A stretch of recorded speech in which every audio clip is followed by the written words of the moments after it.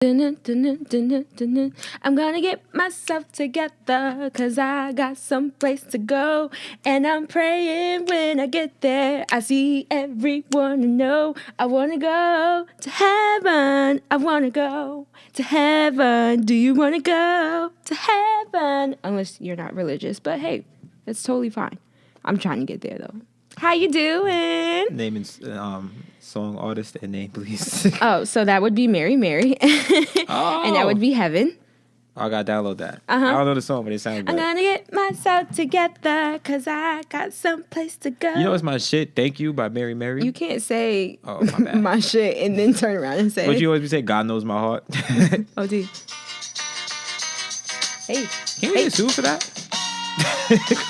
They don't even know we exist. And you know how they like to by the time like episode 80, when I say something problematic, they're gonna come back to this one and get us the fuck out of here. But hopefully we'll be rich by then, so it doesn't even matter. Hey, Right, I ain't trying to be like wanna Bezos. go They to- ain't getting my money.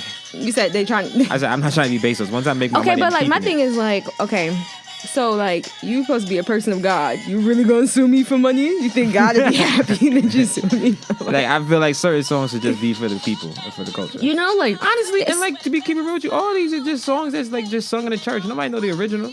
well, and that's true. I mean, like it's sunny outside. It's finally warm in Kansas. It's like, what we? Come on. What you gonna do? Can't stop. Won't stop. Hey, yeah, bad hey, boy. Check. hey. I ain't got no balls. I ain't going that far. Oh my God, y'all, we missed y'all. Welcome to the Black Millennial Podcast. I think this is like the fourth week in a row. We're like, yo, we back. That's always gone. Yo, we're dead ass to like the traveling like podcast at this point. Like, Dead who's ass. really about to stop us at this point? Listen, if They better being not hope I across the secure that country- bag. Listen, I was just telling somebody today. I was talking to someone. They're like, "What y'all on episode 3 now?" I was like, 3? 13. My guy, I would feel a little offended because I'm like, you supposed to be my friend and you're not even listening. Episode 3. Think motherfuckers been consistent. We have been very, I'm so proud of us. I was saying, so like, for me, I think that, and you know, I was telling them, I was like, you know, after the past 3-4 months, you know, riding on that whole no excuses, for me to get to this point where I'm doing something I love, to start making excuses would be pointless. Shit, you love this? Yeah, it's getting a little better now. But But we back though. Like motherfuckers is back. for the Motherfuckers fifth is time. back. Mikey rocks. Hey, Nia.Biaa in this. I was about to say in this bitch, but then I felt bad because Jesus. It's cool though. He knows my heart. You keep saying that. He does know my That's why you heart. That's why you be getting blessed. Because he I don't know do. your heart. No, I've been blessed. touche. Listen, there's some places I could be, and where I'm at, I'm That's blessed. a fact. There's some people, they going through some things right now, or I'm watching them, and I'm like, oh. Oh, those It real looked like you problems. was doing well before, but it ain't, it don't But sustain you're itself. not. And I'm going to say, you know, God bless you. Lord, have mercy on their souls. And don't forget to have mercy on mine. Okay? Listen, Mike's, you know what I mean, good word for the week. I know that person at your job or in your academic program, whatever the case may be, and it feels like they just underachieving, and it just feel like, damn, like why they underachieving? They winning, and I'm over here struggling. Don't worry, your time is coming. That is a motherfucking Your time is fact. coming. You know, this is kind of like therapy for me. I don't know how it is for you, but the last few podcasts, I've been talking about how, you know, I'm just trying to be prepared for my blessing. And that's one thing I was listening to not too long ago, like legit, like being sad that everybody else was getting all these things and all this stuff was happening and everything like that. And I'm thinking to myself, if my blessing was to show up tomorrow, would I even be ready for it? The answer would be no. So I said, well, what the hell am I saying here? about? I'm worried about something I'm not even necessarily ready for. And that means the blessings are going to be tenfold because I don't have it right now, but it's coming. Y'all think Yes, I'm sir, playing yeah. when I figure out There's who things the I'm fuck I getting am. There's things I'm getting now. If you'd have gave it to me before, I'd have fucked it up. I'd dropped the bag. I'd have turned the ball over. Drop the bag. Whatever the analogy you want to use. But, you know what I mean? We out here preaching this beautiful. You give me y'all jewels, man. Y'all should be paying us for this shit, bro. They should be. They really. One day we'll they get will there. be. You got to One speak day. into existence. That's a Now you have to fact. say it. You If got to that's say it God's out will, loud. if that's your will, Lord. If it's your will. You want a little pull up pocket money I mean, in if my you pocket? want us to act it out, that's fine. Whatever you want to do. Woo! All right, you ready to get this shit going? Ready to get it popping, man. Start us up. All right. Oh, okay. Well, unfortunately, we do have to definitely talk about our late and great Nipsey Hussle. That's a Within the fact. last Rest in week, peace. he passed away. Neighborhood Nip. Yeah, like where I don't even know. Were we in Georgia when that? Yeah, it was in Georgia. Yeah, because that when was when the news happened. Yeah. And at first we heard it was he got shot, and it is funny. It made me think of I don't know if you ever heard the song "Running." It's kind of like a mashup they made of Biggie and Tupac. You know how they had the little sound bites, and Biggie was saying he was like, "Oh, like this is when he heard. You know how Tupac died first. Yeah. So he was like, "How? That's some scary shit right there." I heard Pac had died. I heard Pac had got shot. He was like, man, fuck that nigga. He gonna get shot just like he always do. He gonna pull through. He gonna make another hit record and keep it going. That's literally what he said. And he was like, then when I heard he died, it was just like, whoa. Yeah. And it was so wild because when I heard Nipsey got shot, my first and actual reaction was like, hey man, the world is wild. But I kept scrolling because I'm like, yeah, he'll be all right. That's the first thing I thought of. He'll be okay. And we normalize gun violence to the point where we start thinking black men or black whoever, when they get shot, it is what it is. Yeah, they just gonna go to the hospital, patch it up, they're gonna be good. It's like, nah, bro. Like, motherfuckers are not supposed to be getting shot 9 times and making it. They're not supposed to be getting shot at all. At all and making it. You know what I mean? Yeah. Like, to be shot. And it was funny because while we were in Georgia, someone was talking, while you all were at the basketball court that day, it was beautiful outside. And someone was saying how, like, you know, me being nosy, listening to how he had to learn how to walk again. And I'm like, what? Like, what? Did he have, like, some type of autoimmune disease or something? Did he hurt himself? And he was saying how he got shot and how he, like, his daughter was born pretty much the same time and how he had to pretty much learn how to walk with his kid. Daughter, yeah, like, his kid is learning how to walk and so is he. Yeah. They're taking first steps together. And I was like, that's some scary, like... You know, shit, I have an uncle who, like, legit, like, look at God coming through all over the place. Okay. But, yeah, he's having this conversation, and nobody's flinching. Nobody's like, damn, bro, that's crazy. Like, no one's flipping out. And I'm just like... you got it with you, or like the people you had problem, are they here? Because you know, I don't want any issues or anything like that. But like you said, when I heard about Nip, the first thing I thought of was like, he's strong, he's gonna pull through. Yeah, you can't pull through a bullet in your head though. Let's not. You got shot in the head? I believe so. Oh, Lord. I could be very inaccurate though, so please don't. Yeah. But yeah, I don't know. It's been a really wild time. I think it was Dave East who said that he didn't feel it. Like, he didn't experience it when Tupac and Biggie died. Like, for everybody, that was, like, a really huge thing, like, in the hip-hop community. And that's how I kind of felt. I was like, I was literally just being born, I think, when Tupac died. I don't think that I was, like... I don't know. I didn't even know about that happening. Yeah, I mean, like, I'm literally being, if not conceived, then being born. And so when I heard about Nipsey, I was like, damn. Like, that shit really kind of hurt to the core. And Neighborhood Nip. Yeah, and I wasn't necessarily, like, the biggest, like, music fan of his. And not to say that I didn't like his music. It was just, I mean, I'm from the East Coast. He's from Cali. Two different, sounds. I know his big hits, but I don't really know his stuff like that. Yeah, but I knew of him. As a person. Yeah, and what I saw as a person, like, he may not have been perfect, because I know a lot of people are talking about, like, his homophobic comments that he's made in the past, and all of that is completely valid. And how you feel about that person, as long as you're not wishing death on anybody, because I don't necessarily believe in that. But, you know, the man he was at least trying to be, and trying to get other people to be, was like, we can't say that it was anything short of amazing. The stuff he was doing for the black community was amazing. So they said he died. Like, I felt like, I don't know, a family member had passed. Like, you know, your second cousin you met a few times, but you know that was just a solid ass dude. Yeah. Like, that's, I don't know, man. It shook me a little bit. Yeah, man. It was so when I heard that, it was just like, I think like one of the first things that came to my mind was just like, damn, Lauren. Oh, yeah. The first thing that came to my mind, because it was just like, because I always think about that. Because, like, as a black man, you always got to think about, something happened to me. You know what I mean? I always got to be ready to fight, always ready to, like, whatever the case may be. And I always just think about, I'm never really concerned about me being hurt, me getting beat up, me getting jumped, me getting shot. It's more about, damn, how's that going to make y'all feel? You, my family, friends. I'm burning up all of New York. You know what I mean? So it's like, man. We all losing that day. Yeah, I mean, so it's... You know. And then for it to be not even like you know, something of like health reasons, you know, that like just took him too fast. You know what I mean? For something to, to wake up with him and be, you know, like, I'll see you later. Because, come on. You know what I mean? Like, that, especially Callie, had to have loved Nip. Like, come on. I mean, every person who's ever said that they've met this man was just like, you know what? I have nothing bad to say. And for you to have, I mean, a very limited amount of enemies, like, I don't know how you do it, because shit. Yeah, man. One thing I'm glad I didn't really hear, at least from what I've seen or heard, was nobody saying like, well, you know, someone being part of gangs and whatever the case may be. This wasn't that. Yeah. This wasn't gang violence. This was legit just someone being off their rocker and then they went and did something wild. It makes me sad because like this is somebody who apparently he knew, like, and knew for a long while, and it really goes to like it should go towards the conversation of what does mental health look like in the black community and why we have to stop just letting that one person that we know is just how we call it off, like, oh, he's off, like something wrong with him.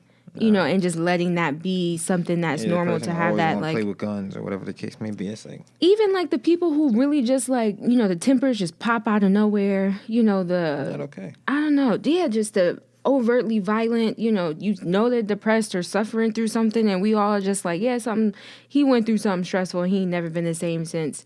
We got to start sending these people for real to, you know, wherever they need to go, to health clinics or, you know, somewhere to get some like legit real life help. I don't know. I don't know. It's a really scary place out here. So everybody, you gotta be safe.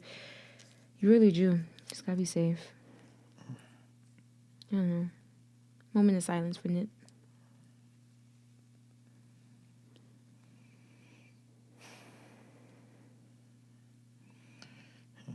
Prayers up to for him, his family, everybody.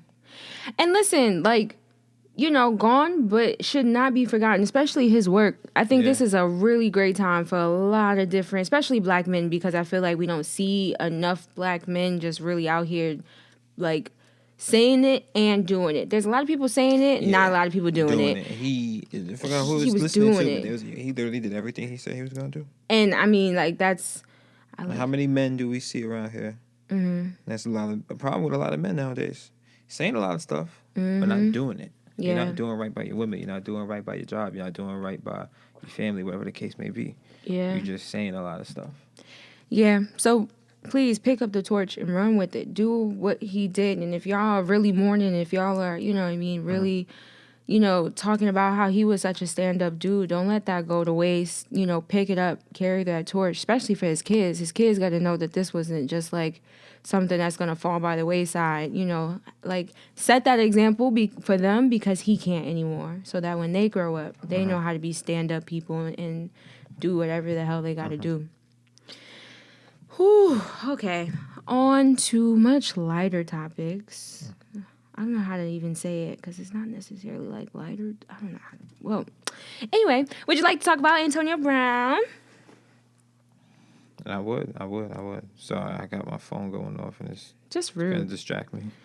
Here you go, all the time. What? Antonio Brown. Oh, all right, so it's ironic because just a little bit ago I was talking about how giving him a blackout. And you were. Damn, yeah. And I forgot we recorded like 5 weeks ago, so I kind of forgot that was a thing. Yeah, so for context of people that don't know, Antonio Brown played on the Pittsburgh Steelers, and he basically wasn't playing for the year because he was trying to hold out for a better contract. Been a lot of back and forth between him and the team members, like I said, team members as far as players, but then also administration and stuff like that. So apparently, Juju Smith-Schuster, another one of the receivers on the team, Antonio Brown's a receiver. I guess he was awarded team MVP for the year. And apparently Antonio Brown, in response to this, and I quote, I should brace myself. "Boy fumbled the whole postseason, the biggest game of the year, ! Everybody went blind, too busy making guys famous, not enough reality these days." All right? And... well, we got to start the shit. So then Juju, response goes, I was genuinely happy for him too when he got traded to Oakland with a big contract, and now he takes shots on me on social media. Antonio Brown had got traded to the Oakland, so he's not even on this team anymore. So then Antonio Brown posts a picture on Instagram. It looks like it's Instagram. It's a picture of Juju Schuster while he's in college, and it's a screenshot of a DM he sent him saying, "What's up, AB? I'm a receiver at University of Southern California. I appreciate all your work. You're a great man on and off the field. Do you have any tips that can help take my game to the next level? Thanks, man." And Antonio Brown puts a bunch of ellipses, pencil, and his hashtag on to the next. So I'm gonna start with my. So when I first seen it goes back to that thing I always say. It always, the story always looks different depending on the author. Because when you heard Antonio Brown on the shop, very true. You know, with that damn beard, Cinderella story and all that. You know what I mean? But then you see this. You know what I mean? And it's just like I said, I don't know the ins and outs of the whole thing. Yeah. However, I'm a very big thing is keep the shit inside the house. You think so? Why do you gotta get on social media and do all that? Why, like, this is what I see. When people, let's say me and you going through something, right? I mean, we're not in a relationship, we're just friends. We're going through something. And we tried that. That didn't work. I walk out of here, right? Like I said, we're not talking about our problem. We just have a problem with each other. I go out, right? And someone asks me, like, yo, what's going on with you and Nia? And I start venting towards them, but I never come, and I don't talk to you about it. Most of the time when someone's talking to other people about it, it's because they're hurt. And they just want to be heard.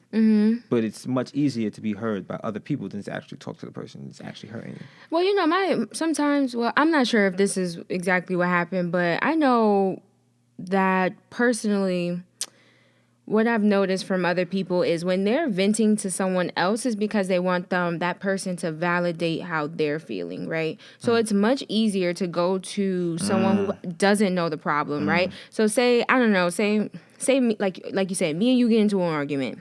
Say I started it, right? For whatever purposes. I'm starting an argument and I'm like, that I almost said, fuck you. But so, and then I go to my friend and I'm like, can you believe this person did A, B, C? You know, I'm all the way up and down the alphabet. Yeah. And it's not to say it's done out of like, you know, what's the word I'm looking for? Malice. With malicious intent, right? But you want somebody to say, girl, he's bugged. Like, he's wilding. That's why you said it. Can you believe? Yeah, right. And so you want somebody to say, you know what? You're right. Leave him, sis. Like, all this other stuff, da-da-da-da. And it's easy because you want, what you're looking for is validation. So sometimes we're not looking for solution. We're looking for validation. And the validation is disguised as a solution, right?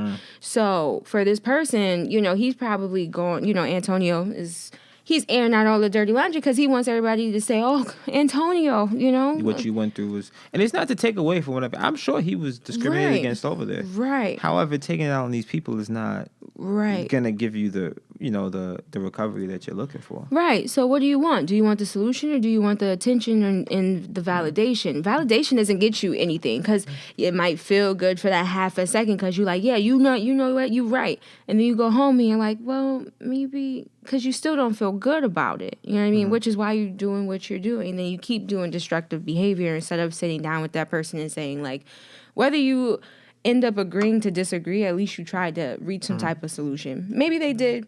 Maybe they didn't. But, you know, at the end of the day, we got to stop masking validation for trying to seek a solution or trying to be the bigger man. Because that's not what, you know, you're doing. So...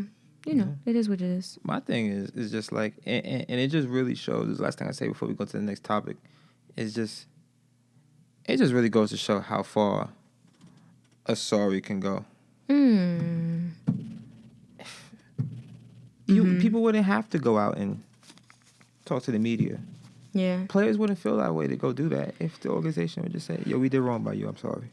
But we just read a devotional. We were saying how, or in the devotional, it was talking about how it's so hard to look at someone and say, I'm sorry. It's so much easier to be like, well, if you feel how you feel, because that's such a dismissive statement, right? Like, okay, I'm validating somewhat how you feel, about how you feel, I'm sorry. But I'm not necessarily saying I'm sorry for making you feel that way. Because like you said, sorry can go a long way. Even if that wasn't your intention, if that's the impact, then you have to realize what you're doing is equally not correct if that person wronged you. Yeah. That's why, like, when I was messed up at the flight and everything like that, like, I'm sorry. I'm sorry. And, some people are going to take it. We also have to learn how to forgive, because what if they did have that conversation and Antonio is still just kind of... in the moment when I said sorry, it didn't seem like it was really enough for you. However, it's not on me to be like, well, fuck you then. Sorry's not for you. To a certain extent it is. Like, it is, for you, like, I'm apologizing to you, but it's like, it's about me making sure I do the right thing. I can only control me. And I have to make sure that I'm doing good by the people around me. And if you're going to, whether or not you want to believe I'm sincere, whatever the case may be, that's on you. I just have to make sure that when I give that apology, that person can receive it in the most sincere way, and, things like that. So, it is what it is. It bees what it is sometimes, man. It really do. Well, Antonio, go seek a counselor or something. Please. I don't know. Oh, everybody. Please.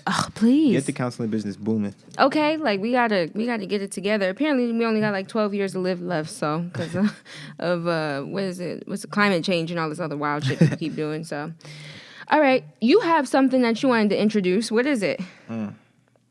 So here we go with the newest segment. I hope y'all can hear this drum roll. They can. It's very loud in my ear. I bet. The white lights. White lights. What the fuck is that? Remember bright lights or light? What? Oh, shit. Friday Night Lights? No, it was like a little, like, I don't want to say a game, but it was like this It was piece. a childhood game? I ain't have it. Ah, damn. It used to have like a little blackboard that had like a white light that came from behind it, and you used to get to put like these really colorful pieces into it and like create different designs. And okay, you're looking at me like you don't. Was it white bright? So maybe light? when I told you like, the first time that I don't know, it didn't sink in for you. Oh, it did, but You want to talk for your own benefit? yeah, it's more of me trying to figure out what the hell that toy was supposed to be. Internal processing, please. Thank you. Don't tell me what to do. Anyway. I don't want to silence the black woman. Huh? Nothing. Yeah. Anywho, go ahead with your white light. So white lights are an opportunity for us to highlight good white people. Aww. I know a lot of people must think we hate white people. I don't. They think you hate white people. I don't hate white people. I'm great with the whites. I am not going to turn a blind eye to not pointing out stupid shit that they No, do. You do not like white people. That's not true. Okay, you say this all the time. It's not true. Okay, cool. But anywho. It's not true. I have to learn to trust white people, yes, but that doesn't mean I don't like them. Okay. Completely different. Okay. So apologize. For what? My opinion? What?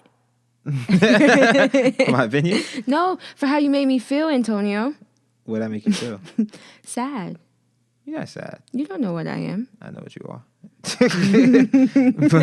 I know who you are and what you are. But I'm hungry. Facts.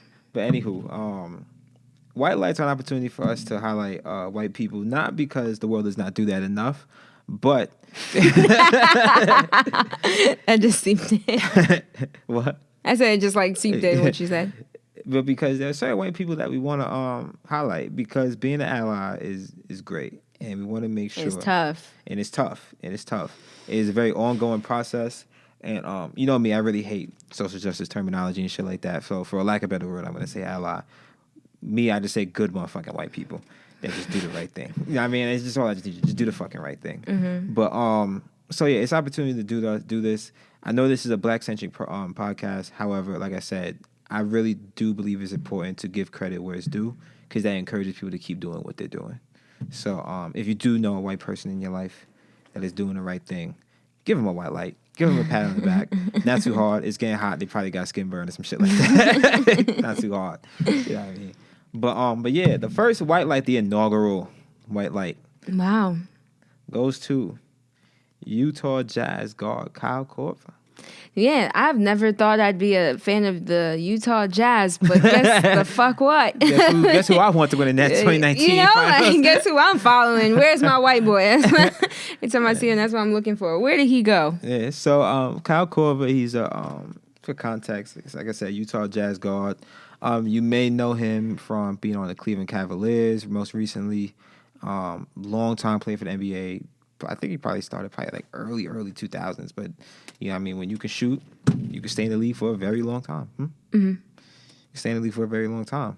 So the reason why we're whitelighting Kyle Korver is because he wrote an article about called Privilege, and basically the point of this article is for him to, I guess, for lack of a better term, highlight his perspective on race relations in the NBA and also the world, and basically him arguing that white people have to do a better job of standing up for what's right as far as black people in the world. One thing he said that stuck out to me, I think the way it started off was he said, it's just basically, I'm paraphrasing right now, but he's like, it's wild that when I go to an NBA game, I have more in common with the people in the crowd than the players that are on the court with me. And that's some real insightful shit.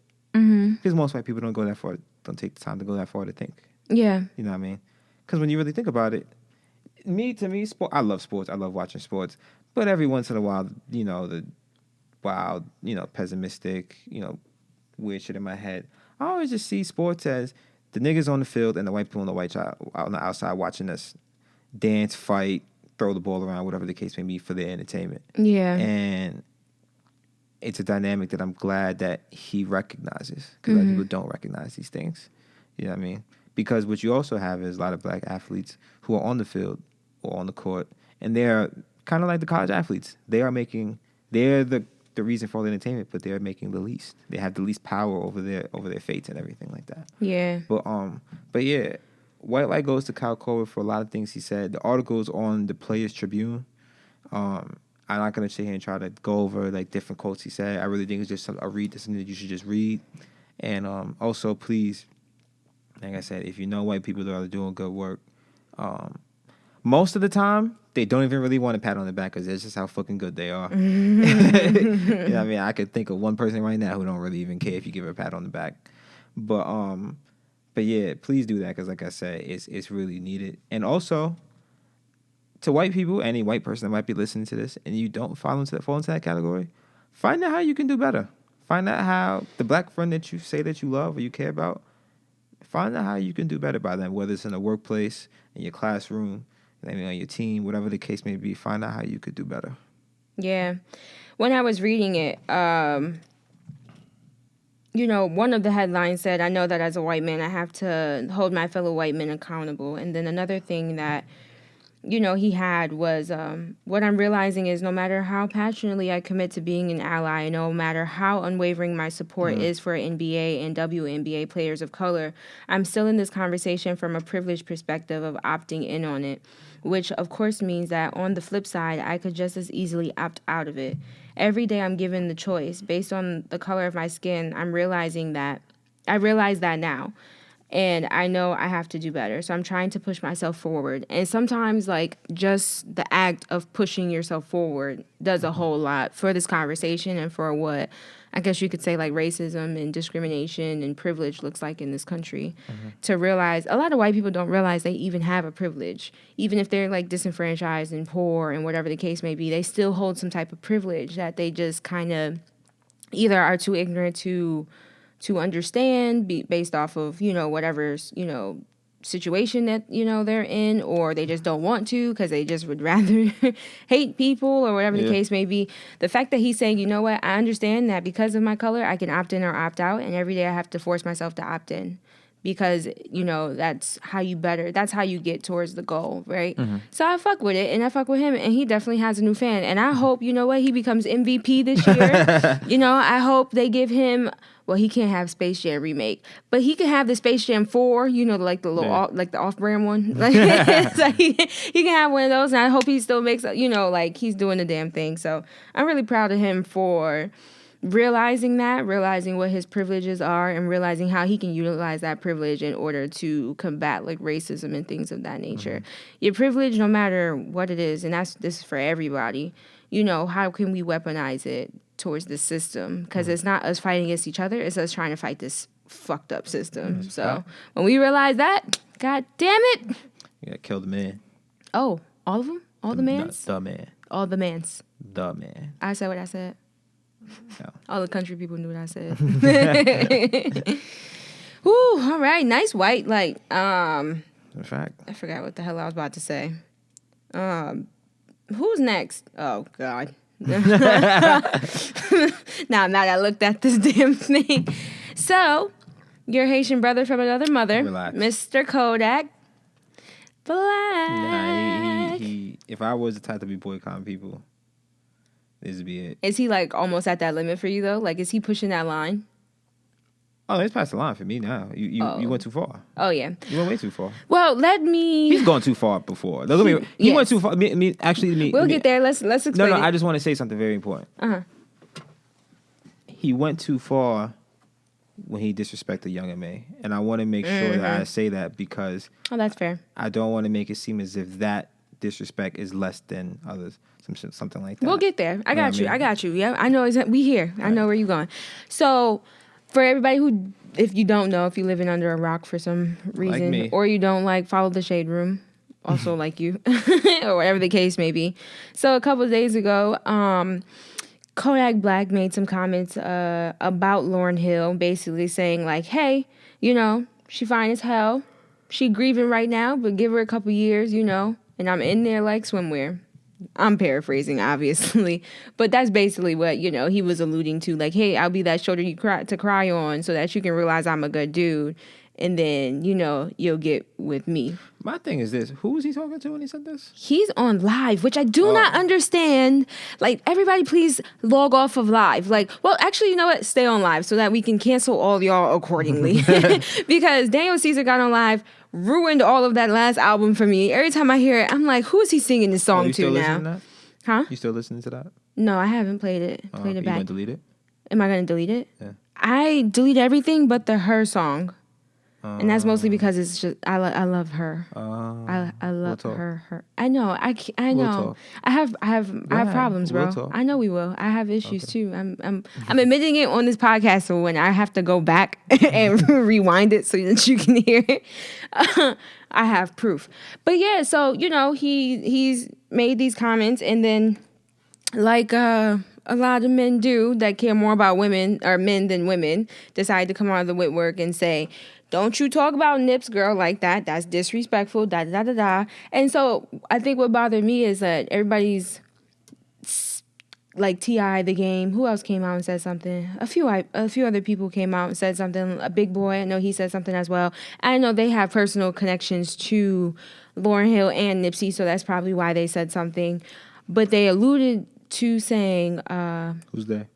Those people I just named, Big Boy, T.I., Game, all those people, they said, like, basically, don't talk about him or his people. Like, that's just not how it goes, right? And I think the part that bothers me is, like, is she one, not a woman first? Like, does she not matter, you know, as a person? And you talking about her. One sounds really manipulative, right? So you're going to be the shoulder to cry on so that I can fall in love with you, or, you know, maybe not Talk love. about Kodak, what he's saying. Yeah. So it's already creepy as fuck. So we're not saying like, hey, this is really weird. Like, it sounds really like deceiving. How about one? No. Two, she's a woman in her own right. You need to respect her. Three, yo, what the fuck, bro?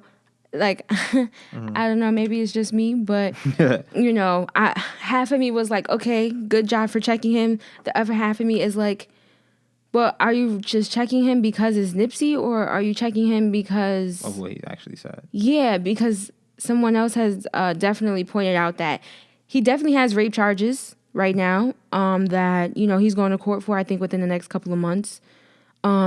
The thing with Young M.A., you know, and Nicki Minaj and him, you know, saying what he would do to them and thinking it wasn't that big of a deal. And then now you add on this Lauryn thing, and I'm thinking to myself, like, at what point do we say, like, okay, this dude is just not a good dude? So, I think now we have a good enough amount of evidence. Oh no! Oh, No, so no, the rape charges wasn't enough. No. What I'm trying to... Oh, no. No. Here, listen what I'm trying to say. We have enough things to create like a pattern of behavior. And I see what you're saying. What I'm saying, what I see now is, and what I'm talking about is what he says to the world through media, whatever the case may be. He seems like someone that's just chasing shock value. He's just... I used to think, okay, there's probably something wrong with him or he's immature, whatever the case may be. I think now he just kind of like... Oh, no, something's wrong with him. Well, yeah, if you would do this, then there's something... there might be something wrong with you. But it's just like he clearly values that because he knows nothing's going to happen to him. Well, in his mind, nothing's going to happen. I don't know what's going to happen. I pray nothing happens. Yeah. But nothing has happened to him. Yeah. He's free. He's not in jail or prison, so he beat that. Yet. Not beat it. It's just... He's just out. He's just out, yeah. Pending. It's a pending. Yeah, so that's freedom makes you feel like, yo, I'm out here. I did a such and such and I'm out here. So it's like, you know what I mean? He's untouchable. So everything you said. It is a sigh. Like, I felt the sigh you just gave just now because it's just like a... Yeah. Bro, what? It's everything you said. I don't know people's intentions, why those people were telling him he shouldn't say that, things like that. I can only go off what they said. They said he shouldn't be talking about Nipsey or his people, yada, yada, yada. So I'm going to go off that. Yes, I think there should have been more people actually talking about the opportunity for allyship. There should have been, male rappers saying, yo, don't talk about our female rappers like that. That would have been nice. You know what I mean? Not even nice, just basic. I'm just saying nice. No, I mean, I get it, but it's term, like, yeah. God damn it, basic human decency. Yeah. What are you saying right now? Because these female rappers always come on your tracks and feature, and they always talk about how we would fuck you when we would do this and yada, yada, yada to make your track sound better. They're supporting you. Now they need you to support them, and it's like, you're not there. How many times Lil' Kim got on the track and said all types of sexy shit, yada, yada, yada, about what she would do, and boom, to make Biggie look better. You know what I mean? Whatever female rapper. You know what I mean? So it's like you gotta go both ways. Remember when I told you before, I think there might be some discourse actually in this, some disagreement. I read something and someone has said that basically why didn't people say anything when it was like the rape charges and everything, blah blah blah. Some say things I agree with, things I disagree with from what I see in the comments. So I seen I don't even go there. That's like a... Yeah, they just chose the comments automatically. Great, you know what I mean? Going crazy. So basically it was kind of like agree or disagree. Someone was saying like, yo, when they was talking about rape charges, people should have been saying stuff, yada, yada, yada. Soulja Boy was like, no, people shouldn't have been saying anything. I saw that. I did see that. And then someone under, I can't remember who it was, but they were basically saying like, I think it was Nick Young or whoever. I think it was Nick Young was saying like how a lot of these things are about money, people chasing money and stuff like that. So everybody in the world is chasing money? Every rape accusation is chasing money, so nobody's telling the truth? Let me know when you... I'm sorry. That's a very sensitive, sexual assault is very sensitive for me. So it's like, yes, there are people who lie. Yes, there are people who are telling the truth.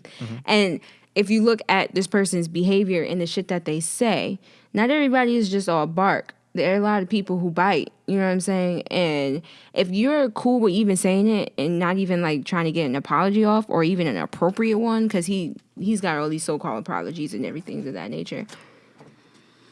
Bro, like the shit you say is enough for me to be like, oh no, something's not right here. I'm sorry, keep going. All that, yes, and innocent until proven guilty. And because the thing is, I always say it, Emmett Till. As much as I do want to support people, believe survivors or whatever the case may be, and there's the other side. We have to operate innocent until proven guilty, especially when the world is just the way it is. There are people that lie and people aren't. I'm not saying that everybody is lying. It's like you always say, it can be both. And until we figure out which one it is, I'm not going to sit here and say, yo, fuck Kodak for what he was accused of. You know how many things I get accused of? Okay, so then take away the rape charges. What about the shit? Oh, definitely. And that's what I'm saying. The context of that thing was the rape charge thing. Everything else, definitely But right. we see, I mean, there's a lot of times, like, we see a lot of people who are up in arms for these, entertainers and things of that nature. And their first response is always to, to insinuate that those people are lying and that they're out for money. Depends on who's talking. No, I mean, but the majority of them do. I don't think I've ever seen personally that wasn't a woman that was an entertainer, someone who was like, nah, that dude don't seem right outwardly. Like, maybe in their own purpose, like their circles and everything like that, but I don't think I've seen it outwardly. Perspective. We are the victims of being lied on. So the way that you're really not going to see men saying like, oh, don't ever, don't tell, don't, you know how women will be, you know how women are always arguing for, as far as sexual assault, don't blame the person because of what they were wearing, or something like that. Because that's their lived experience. Mm-hmm. For men, it's harder to understand that. I come to that conclusion because that's not their lived experience. It's not your lived experience to be accused of things you didn't do. So for us, we're more on the side of, hey, like before you go accusing people, figure out if it's facts or not. Because all you need is an accusal to. But they're not. What? So then, they're not trying to figure out whether or not this person is telling the truth or not. Who? Let's take Soulja Boy. I ain't never seen, maybe they're friends in behind the scenes, but I ain't never seen Soulja Boy and Kodak Black in the same arenas doing whatever, being friends. None of that jazz. But you ride for this person and say no. You never met any of these women that you ride for, but yet you do. Yeah, but I at least look into the stuff. I'm saying it seems like the majority of these people who are entertainers, mostly males, 9 times out of 10, they're going that route of that person's lying. At what point do they also fight for the other side? Lying, or are they saying that, before you say anything, let's find a lot of the times they're saying that they're lying. They're saying that it's not true. Well, let me ask you this, and I'm not saying that I agree with either side. Let me just ask you this. How frequently do we have women that say, fuck that nigga, leave him, because of their own lived experiences? Because sis, he's probably cheating. Sis, he's probably not trying to get a job, fuck him. Whatever the case may be, because of their own lived experiences. So these men, everybody's going off their own lived experiences. That's why I always say truth is a subjective thing. Your truth and my truth are two completely different things because we live differently. Mm-hmm. So, but my thing is, we're screaming it at you, right? What? Like women, right? And we're screaming at you too. Yeah, but the problem is... Probably might be part of the problem. We're screaming. Probably. But the problem is I feel like most women understand that there are people who are going to lie. I know that. No, because there are certain... Oh, shit. Who was out there lying? And I was like, that don't sound right. Like, okay, let's talk about the case that just happened for the University of Kansas, right? The little boy who was talking about how they met at a bar. They went back to her place or whoever's place, right? Some stuff went down. They did not have sex. Shorty lied. They put him in jail for 12 years, whatever the case may have been. So he's trying to appeal it now from what I can understand. Reading that story, I go, okay, Shorty lied, and that's what that is. The Asari Aziz, right? Or Aziz Ansari. I'm sorry for messing up his name. That whole case, I read that. I said, that's it. That's what you did. No. But I've never ever heard you say. Listen. Wait, you didn't let me finish. Off the rip, no, you didn't. No, because that one was a little bit it was a gray line. So I was like, I think that one's harassment. I don't necessarily think it's assault because those were two different things. But I've always tried to at least look at the what's it called? And don't say I never said it. I literally just said it. The girl was lying in the first story I just told. So fuck you. But anyway, but I'm trying to be as subjective as I can because I understand both sides. What I'm saying is I don't see a lot of men. I'm sorry, objective. I don't see a lot of men doing that at all. It's always on the side of that person's looking for money, that person's lying, we gotta get them the fuck up out of here, da. Until we literally have so much information from other people like R. Kelly, where we're like, damn, that nigga's the worst.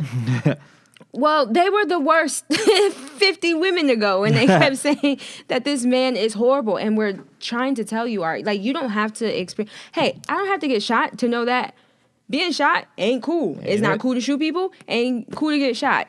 You don't have to be sexually assaulted to understand that somebody's like basic human right and need like is like something that's of value, you know. So, like I said, it's different lived experiences. There are numerous. Man, fuck I'm telling Kodak. you, fuck you too. But how I said fuck. Now you got me all hot and bothered. Fuck Kodak. I said. Yo, one thing I know about women, y'all will say whatever y'all want because y'all know y'all ain't gonna have to fight it, have to stand up for it. I'll fight. I might lose, but I'm gonna fight. Yeah. I've always been that type of person, though. I put my hands on anybody. I really don't care whether I win or lose. That's up to God. But that's the thing, though. Women, y'all operate because it's a different thing for you. You could just fight whoever. We can't fight whoever. So y'all just say whatever, but we can't fight y'all. Now that's bullshit. I feel like if a woman swings at you, you got all rights to knock the shit out of her. That's subjective. If a woman is that ass like that attacking is subjective. You. How many times we be on Instagram talking about that shit? Like, oh, he should have just wrapped her up, whatever the case may be. Who said that? Not. Nia, come on now. You know that. No, that's not. If you don't know that, then I don't know. No, I said who said that. Don't. I'm saying that's a part of our culture. Right, and I'm saying I personally believe if somebody is coming at you, I've seen women legit be abusive, and if that's the case, punch that hoe in the face. But my thing is this, and I'm being serious now. Right? I am. I was. Okay, cool. I was being dead ass too. All right. I just want to make sure I'm saying I'm serious. Can you agree that your way of thinking is not the dominant way of thinking? Okay. So can you say it's not fair to go about your way of thinking because it's not the dominant way of thinking? Mm-hmm. But I'm also trying to be an ally and saying if women are being abusive, then men have the right to protect themselves. Just the same way, like if a man is being abusive to me, that a woman or that I have the right to protect myself. However, when you think about the bigger picture, let's say me and you get into it, right? You start coming at me. Mm-hmm. You saying whatever the hell you want to say. You tell me to suck my dick, yada, yada, yada, yada. Mm-hmm. I get tight. I try to fight you, mm-hmm. right? Huh? I try to fight you, right? Mm-hmm. Everybody gonna look at me like I'm bugging for regardless of whatever. But see, because we're arguing does not necessarily mean you put your hands on me.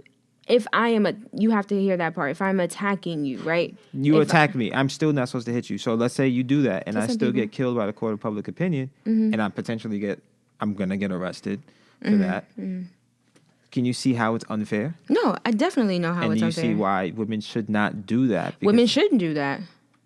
As I was just saying. So also with what you're saying, the dynamic is not fair. I understand. Because for you to say whatever you want, and I can't fight you, is not fair. Mm-hmm. But my thing is like, the idea of, I feel like a lot of black people do have to step away from this because this is something I personally had to step away from as well. Just because I said something to you doesn't necessarily mean you put your hands on me.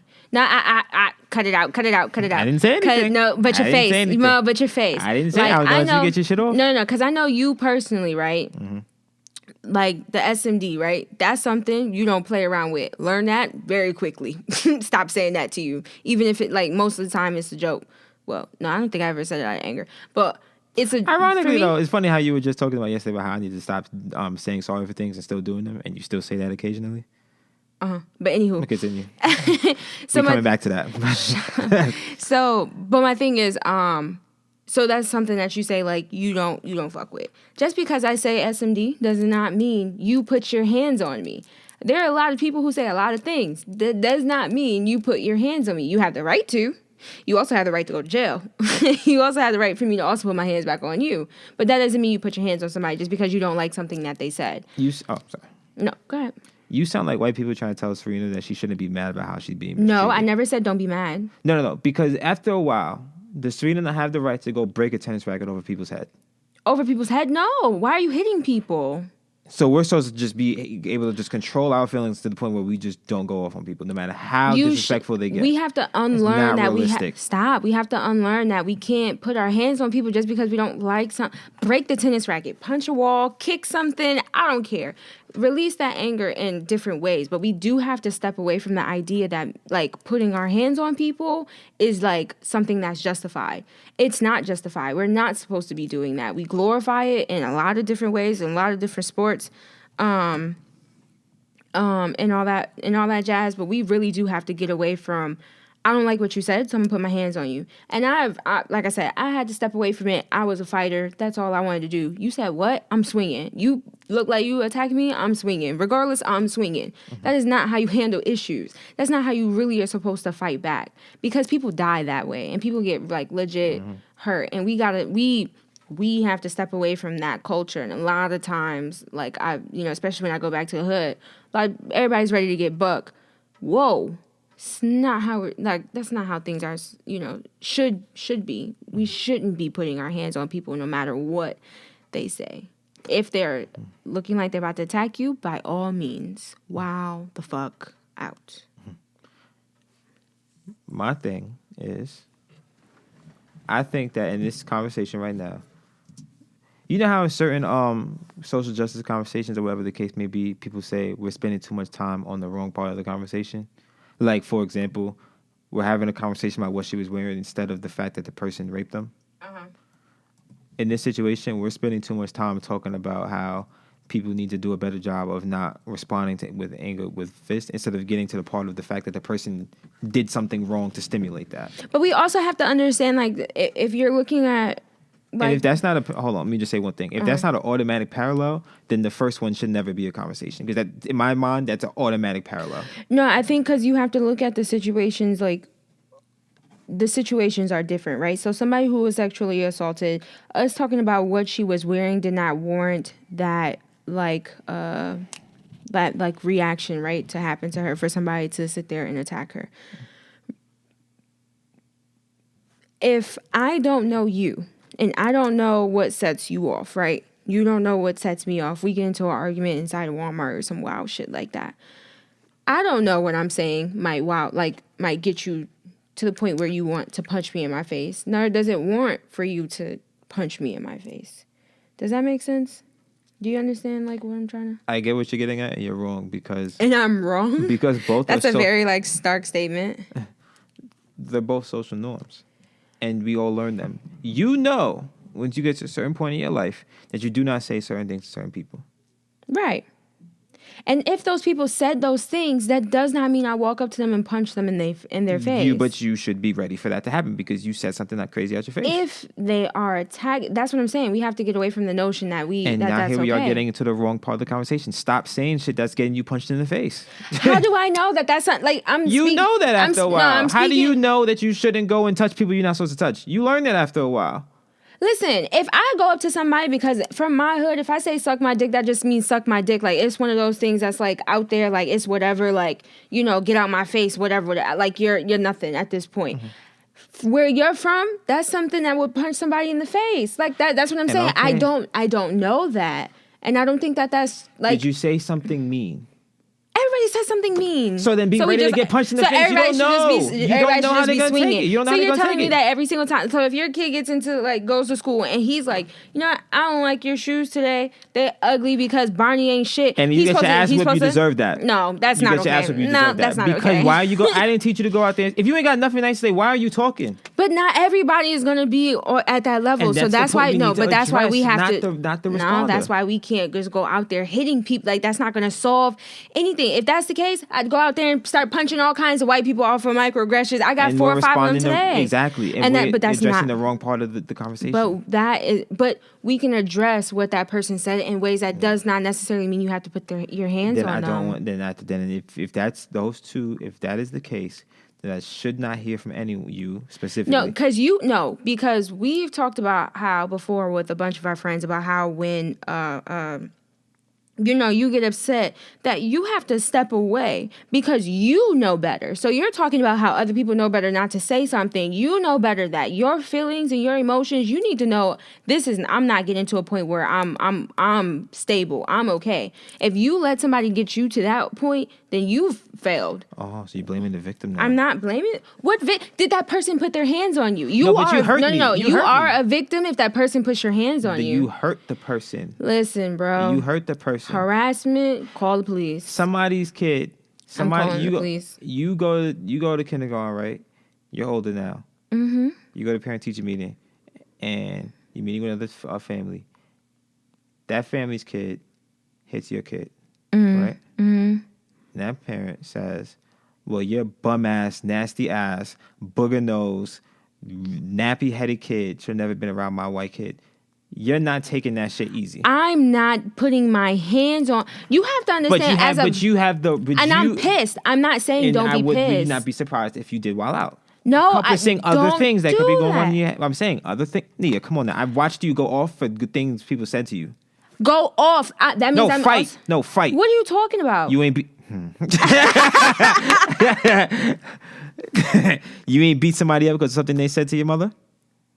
Because you were disrespecting my mom. All right, and then. I'm saying it wasn't even to you. No, listen, two or three. But listen, 2 or 3. And I said that I was wrong for that. And I apologize to that person for that. Because that is not how I'm supposed to react to certain things. But the real issue is what they said, not you responding. And I should have addressed it in a way that was not like that. And I've said that to you. I've said that to that person. So and I've also said that to my mother. To start dressing different by this argument. That does not make any sense. It's a parallel. How does that You're make addressing the wrong part of the situation. How? Both parties are wrong. Like, you're saying, well, if this person does this, then that means that's justified. It's not justified. Those are not parallel, because one person really dead ass didn't do anything. Like, so you can't sit there and be like, well, they're parallel. They're not parallel. Those two are not.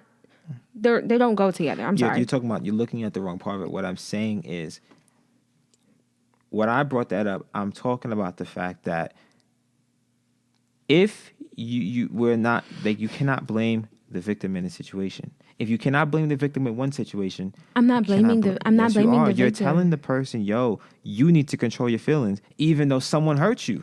I'm saying that we need to get to a place where we are understanding that is not the only way to deal with a situation, right? Especially for Black and brown people, we have to understand that if I put myself in a fight, I'm putting myself in even more danger, especially if that person is white. So if somebody pulls up in a car, a cop car, and they see us fighting, my life is in danger. Your life is in danger as a Black and brown person. Or if that person is white, I'm definitely in danger, because I don't know how that shit may outcome. Like, we have to start thinking about how. Yes, and this is true. However, I'm not talking about that dynamic. But but all of that shit matters. That's why I'm saying we have to creating other shit to get away from the point. I'm not trying to create other shit. I'm trying to tell you all of these things factor in when you decide you want to put your hands on someone. That shit is just not okay. Like, hurt people should not have the right to hurt people. That's not a justification, and we have to get away from that. We like to put our hands on people. We like to fight because it makes us feel better and we get that aggression out, but we have to deal with shit in healthy ways. How are we going to sit here and tell people to go to therapy and deal with their shit if we tell them, hey, if somebody says something to you that you didn't like and like really did hurt you to the core, you punch them in the face? I agree with you. I am the person that's always telling people, yo, you can only control yourself. But based on the shit you always tell me, we need to be addressing the fact that the stimulant.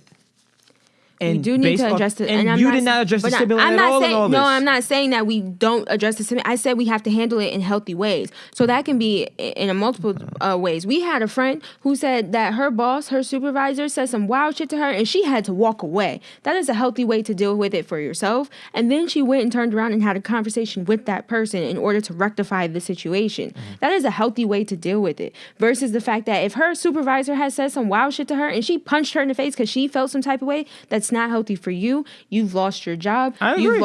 And that's the only thing that I'm trying to say. However, I'm saying is, in this conversation, you spent more time talking about how the person should react as opposed to talking about the stimulant. Because my whole point was we have to take control of us, right? And get away from stuff that's unhealthy. Just because that person is doing bad does not mean that we do bad too. I swear, I wish I could just get like a before and after for all the times I would say shit before and motherfuckers just be like, no, fuck out of here, Mike. And now y'all saying the same shit I said. Listen, people fucking grow, man. I'm out here growing. Can I get an apology? Huh? Can I get an apology? For what? You just sat here and argued with me and talked about I want an apology for the shit that I used to say. You were telling me I was wrong, and now you adopted my shit. And you never told me, oh, no, I changed my mind. You were right. What the fuck are you talking? When did we ever have this conversation? I don't say it all the time. You don't be saying, yo, Mike, you victim blaming? Huh? I tell you you're victim blaming when you're sitting there saying that women should take what was it that you said? God damn it. Self-defense classes. Oh, definitely. In order to prevent rape. I said, okay, well, however that may help, but we still have to address what the issue is. Because the issue is somebody shouldn't be putting their hands on you, right? And why did I say that they should take a self-defense class? Why did I say that? I couldn't even tell you because after I heard that shit, tell me if this sounds familiar. Because you can only control what you're doing. So you're gonna we done. We got a minute I have a left. question. So you're gonna sit there and say you're gonna take that one vague ass statement and blanket it to everything and be like, "Yep, I said that before because of this vague ass statement." Get the fuck out of here, Michael. Anyway, we got wins or something. How did we get on this? We supposed to be cussing Kodak Black out and we over here arguing with each other. I can't stand your black ass. I love black people. Oh, okay, keep going. Okay, never mind. Wins. Oh, is it my turn? Yes. Okay, so... You never gotta win. You just come off the top. Oh, D, I ain't even go. I think I was so excited about, like, the blackouts and shit. I totally forgot I had wins. Okay, so, I have recommitted myself to a healthy lifestyle again. So what? That's hence recommitted. No, recommitted. So what I've noticed is that I struggle with things that have a lot of discipline in it, simply because I don't like how it makes me feel, if that makes sense. So hella general. I know. Okay, so I'm trying to be more specific. So back when I tried to be vegan for like a half a minute, and then I tried to be vegetarian for like a half a minute and things of that nature. And what I realized was I was so like committed to this goal of like losing weight and being slimmer, which I actually did achieve at one point. I totally like neglected the fact that one, I like food and food should be good. Like you should be eating certain things for you. Like everything is good and everything is bad for you. So if you eat nothing but lettuce every goddamn day, it ain't good for you. So, but I had so much discipline that I think I scared myself because I didn't want to go back to that extreme. Because when I'm like commit to something, I'm in it. Like I jump my whole body into the pool. Like I'm ready to like commit to it. So I was having problems committing to a healthy lifestyle again because I didn't want to go back down the road of being too extreme. So I've told myself I don't have to be extreme. I can eat things that I like, and moderation really is key. I just have to figure out what the moderation looks like for me and how it can make me happy. And I can still have my like, I don't know, my little cup of ice cream, and I can still, you know, drink all the water I'm supposed to drink, and I can still have that piece of pizza every once in a while, and I can also still have my salad that, you know what I mean, that does wonders for me and my skin, if you haven't noticed. But yeah, so I'm happy that I have talked myself out of being scared and walked into, you know, recommitting myself into a healthier lifestyle and just realizing that, like, the weight doesn't just like come off because you really want it to, and believe me, I've really wanted it to, and it hasn't. So here we go, recommitting to the healthy lifestyle 2.5. We out here, we live. So I'm excited. Yeah, that's my win. All right, well, I'm proud of you. Thank you. Skin definitely is looking better. You see that, right? Bitch ate an apple a couple days ago. Listen. Everybody try that apple. Eat an apple. That shit is wow. And you know what? I had a salad the other day, and again, this was one of those things I used to eat all the time and force myself to eat. And I had to just make that shit fun for myself. And I really ended up for dinner, like I didn't eat a lot and it didn't feel like overwhelming or, you know, like too full. I felt fine. I ended up having like a banana after that. So I felt like you feel good when you eat better. That's true. And I think I was eating to run away from a lot of the issues that I was, you know, going through. Yeah, especially within the last, like, you know, few months, I was really just like, you know what, fuck all this. And I was scared to rededicate myself to something else because I didn't want to let myself down again. And so I'm realizing that I'm letting myself down by not even trying. So fuck all that. We live. Yeah, failure is okay. I mean, I think that's a really valuable lesson that you're learning. And I'm glad you're learning it. You know what I mean? Like I always tell you, you're not done growing. And there are a lot of things that you still need to learn. I'm not saying that hypothetically. I'm literally like talking about you, and it's like, and I say that because I am a year older than you, so there are things that I learned, and I watch you. And I'm like, yeah, you still need to learn it. And I think for you, you don't like failure. Yeah, I mean nobody does. Detest it. Yeah, but for you, it's like you don't see it as part of the process. You see that the process is you lost. Yeah, you know what I mean. And it's like, nah, bro, like that's just a step. That's a learning part. That's just part of it. You know, it's part of this overarching thing because success does not mean it's done either. Yeah, and like I always say, like when you commit yourself to a lifestyle, it's not about a diet. It's not about, this is like a marathon. So if you decide, you know, I'm going to go. The marathon ends. You're right. This is a lifelong journey. Like this is legit a commitment. And I was just so scared because the last few months I've just been let down with a lot of things. And then you don't want to let yourself down, but it's self-deprecating because you're not doing the stuff to, you're not doing right by yourself. And I've been taught my whole life, like, shout out to my dad, but one thing I think I took and kind of got a little obsessed with is, like, I don't come second.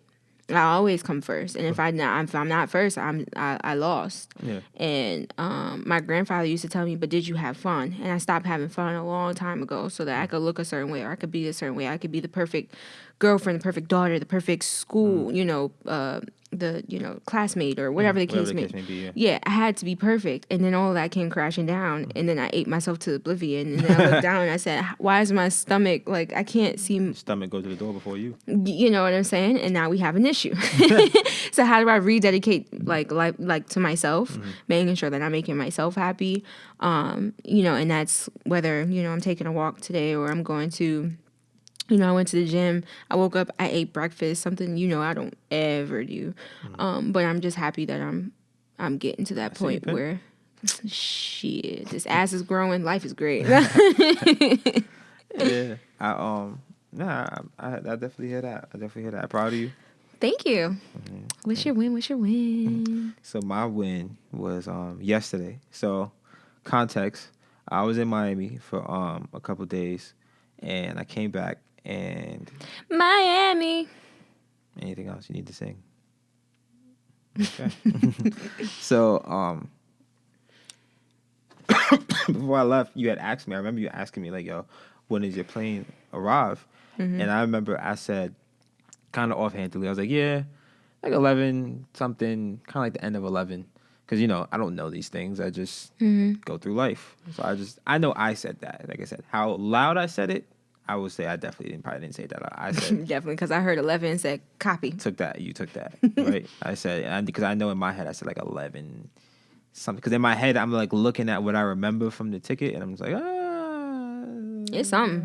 It's 11 at the end of 11, which don't make no goddamn sense. Say 12, but anywho, yeah, right. So literally right as I got on the plane, I really thought that plane crashed. I ain't gonna hold you. I was sitting there looking up flights, like the flight status, and then the shit wasn't working. So I was like, obviously a crash. Obviously, that's and it's funny. There was this Instagram post I seen. Instagram does do good things every once in a while, and it said it was in response to the Nipsey thing, and it said, "See, men, black men, this is why your black woman is always going crazy about where you are blowing your phone, because shit like this happens and wondering where you're at and if you're okay." And I was like, yes, and what I always say to you. So in this situation, he's like, "Bro, relax." I'm gonna keep that off air. Because I don't want to take away from that point. That was a really important point for men to understand. She's not bothering you. She really cares. So literally, as the plane is taking off, after I'm saying, "Yo, we out," I'm sending you all the plane taking off emojis. I love you. Yeah. Literally, as we get into the sky, I'm like, "Fuck. I did not tell you when this plane is landing." So I'm trying to connect to Wi-Fi, all the type of shit, and I'm just like, "Damn, bro." So this is all getting to a point, I promise. So I get down, right, and I get the text from you, and he's like, "Yo, where are you?" Things like that, and I'm just like, "Fuck." So I have this thing where I don't like what I don't know, but I feel like you was about to blow mine. I have this thing where I don't like being.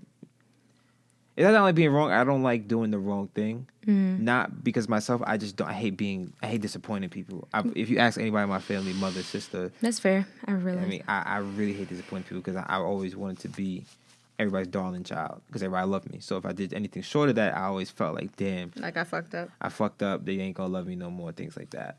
So what happens is whenever I do something like that, I sometimes have a habit of not really lying, but like. Instead of just owning up to it, I'll try to like deflect from it. Get from around it and stuff. Yeah, right. So that's why when you asked me, I was just like, I think I must have said 10:57, some shit like that. Because I was so focused on, damn, like I fucked up. I don't want you to be mad at me. I just said literally the first thing that came in my head, and it was like because I really couldn't even remember because I literally just woke up. I was like, why did I do that? And then when I started thinking about it, I was like, oh yeah, it was because of the 11:57 shit. That's and I remember, and that's why when you asked me, I explained it, and I said, and this is the win. I said, I'm sorry. And if you don't know me, that is hard for me to do. Not because, and this is one thing that people don't know. I'm sorry for me is not hard because I have pride. I always tell people I don't really have pride the way people think I do. What's harder for me to say I'm sorry and there's nothing I can do about it. That's why I hate saying I'm sorry. Mm-hmm. And I can always say that I'm sorry doesn't do anything. Mm-hmm. I can't fix it. Mm-hmm. You know me, I'm a fixer. And it's like, I saw how upset you were. I know that nobody likes taking that hour and 15-minute fucking drive to the airport. And then once you get there, the person not answering their phone, now you're waiting, and then you start worrying all that shit. It's not how you want to spend your 11, 12 o'clock at night on a work night. Mm-hmm. So I felt bad. I wanted to fix it. But it sucks when you just got to sit there and you know you fucked up. But that's what happens when you fuck up. You got to eat that. Mm-hmm. And I did. And you said, okay. Then here's where the second win came in. You brought it up again. Mm-hmm. You know what I mean? And you were like, how, it just makes me sad because I need you to do better and shit like that. And everything in me wanted to bring up the key. But I was like... The one that I thought I lost, but I didn't. I just want to put that out there for the that world. I found? But it wasn't lost, though. Halfway in the drain of the sink? It wasn't halfway. Literally, it was about to go. You know what? I'm about to make that the podcast thing. The picture. It wasn't halfway. Key was in the drain, ready to go down. Found it there. It was right? chilling. It was right. Found it there, and I wanted to bring it up so bad, but I just realized, be second. What does that do for me, Mike? What does that do? Mm-hmm. It doesn't do anything. I've been down this road numerous times. I've been in a relationship for 2 years. This is my second time being in a committed relationship. I've been down this road. Mike, you have to start doing better. Right. Know better. If you want to have that conversation later, by all means. But right now, it is not going to do anything. And, yeah. And that was the win. I mean... I cracked later on the night, somewhat. Well, actually, no, I wouldn't say I cracked. I held it down. From how I normally am, I held it down. I think that, like, when it comes to, and I know people are not tuning in to hear our relationship stuff, but fuck y'all. Feel free to turn off at this point. Yeah, I mean, if that's how you feel. Right. But I think that I appreciated the fact that, one, there was a sorry, and then two, that there wasn't okay, but you did this, because then sometimes that, devalues how you feel and says that, like, okay, but how you feel is insignificant because you may have messed up as well. Especially because I said I was sorry because I thought I lost the key. You know what I mean? So then that means that, you're just using that to weaponize so that you don't feel bad anymore. So I did appreciate that, like, regardless of what it may have looked like on the outside. I was tired. I was worried. It was 1 a.m. and, like, so you're sitting there and you're like, okay, I just need you to read the ticket. Next time, just pull the ticket out. So I did really appreciate the I'm sorry, because it does show, like, the growth in you. And especially because my fault, my bad. But come on, bro. It's not even that big of a deal. And I used to look at you like, oh, I'm going to kill you. So I do appreciate it, especially because, like, our devotional really focused on saying I'm sorry and knowing that you don't have to be first in a relationship all the time. And being first means that you really lost. And losing means that you are, like, first. And I know, I've had to take a lot of losses, like, with, all of the new stuff that you've got going on. And so, but I feel good to be supportive and to be like, you know what, this is your turn. You deserve this to be your turn. And so I appreciate that you're growing into the person where you're like, I don't need to be first, especially because we're two competitive ass people. We don't like to be last. we don't like to lose to each other. We damn sure don't like to lose, to and one day I want to talk about that because people always think I'm this competitive person, and I realize, and one thing that most people don't know is I actually hate competition. It's just something I've internalized, and I literally can't let it go. Well, I can't. You're like good at competing, which I am too. Like, but I hate doing it. In my world, we would just be. And like my mom used to tell that's a whole other podcast. Which is true. Short story and then I'm done. Yeah. My mom used to tell me about how this one time, like, this is usually how I'm always on defense when it comes to competitiveness. So me and my aunt are playing this game and she's winning and she's talking hella shit. She's like wilding out. This is why you suck. I said, you know what? And I started playing the game, and I started whooping her ass, and now I'm talking shit, and she's quiet, she's fuming, and I was just chilling. And I think that sometimes that's how I view us. Yeah. Like, one of us is always chilling until until the other person says some wild shit, and now you're on defense mode, and then now it's a fight to the finish. So it's nice to be able to have those conversations, and they're not blowing up, and they're not doing all this other stuff. Can't wait to lose with you. Heart emoji. Love you too. All right, blackouts. I think this might be the longest one we ever did. We gotta get the fuck out of here. That's a fact. All right, who's your blackout? Blackout goes to, oh damn it, all that shit. I fucking forgot what I was gonna go to. Goddamn. Do you want me to go first? Yeah, can you go to the second one? Bet I got two of them. First of all, Lil Nas X, my fucking guy. I've been playing Old Time Road every day and I'm mad that I didn't discover it earlier. For somebody who actually I actually do some country people in some country music and things, and I don't go hard, so I'm not going to claim that I have, but to just hear that trap beat and that country song and then put it together, and then my man Billy Ray was like, oh, you off the billboards? Fuck y'all. Do you know that he's on the top charts for the whole Billboard? So not even country anymore, he's number one everywhere. And I said, you see why evil don't prosper. It doesn't prosper. I said, y'all mad because it had a trap beat, and he, singing about lean and being on his tractor. And God said, don't you worry, little X, you out here, you gonna prosper. And I can't wait for Will Smith to jump on that video. And we're gonna be out here. I'm getting a cowgirl hat. I ain't buying them ugly ass boots, but I'll get on a John Deere and a hot ass second and a horse. And I say, this is for all my country black people, because there are people who love country music and they're black, and we do not recognize them at all. We actually exclude them because we're like, what the fuck you listening to? So I'm just happy that we are able to welcome our brothers and sisters home, and and thank you, Lil Nas X, for and do your history. Black people were cowboys. We started that shit too. Look, people were cowboys. We started everything. And then my second one goes out to Gabrielle Union and Dwayne Wade for supporting their son and taking him to Pride in, I believe it was Miami. I think it was Miami, was it? Probably in Miami. That's where he lives. That's where he lives. So I'm guessing that, yes, Miami. So the fact that, a lot of times we do not, as black people, take in the LGBTQ community the way we're supposed to.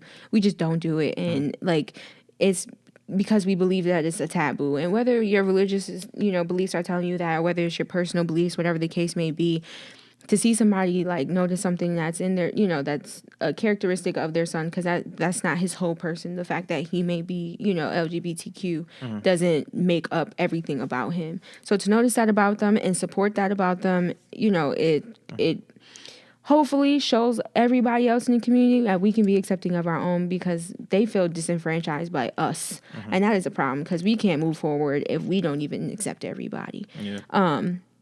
And your first love are your parents, no matter how much you try and get around that. And I know that their heart has to be legit swelling at the idea, or his heart, I'm sorry, has to be swelling at the idea that he's got that support system no matter what. So shout out to them, blackout for everybody. I'm just here for black excellence, and god damn it, y'all, keep the party going. I'm here for all the Old Town Road remixes. I saw Young Thug trying to jump up on that bitch.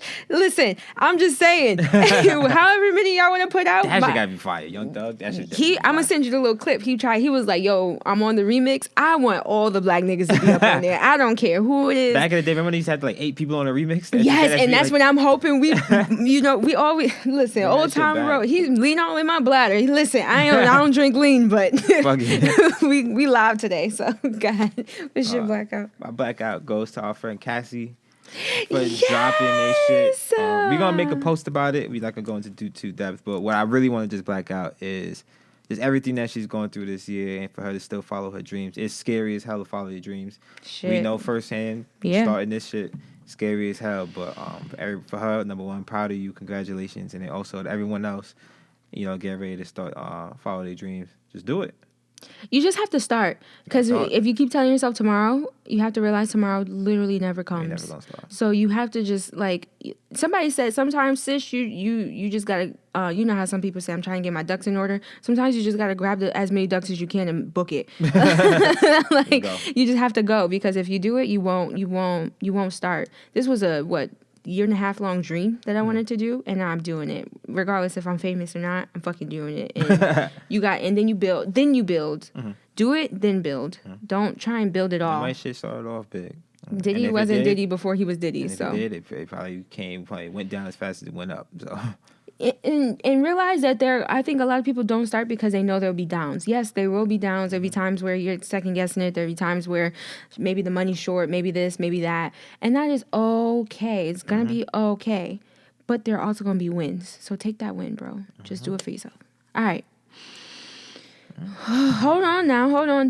Don't cut me off too quickly. Hold on. We almost there. Don't. Wait. God damn it. Wait. Oh.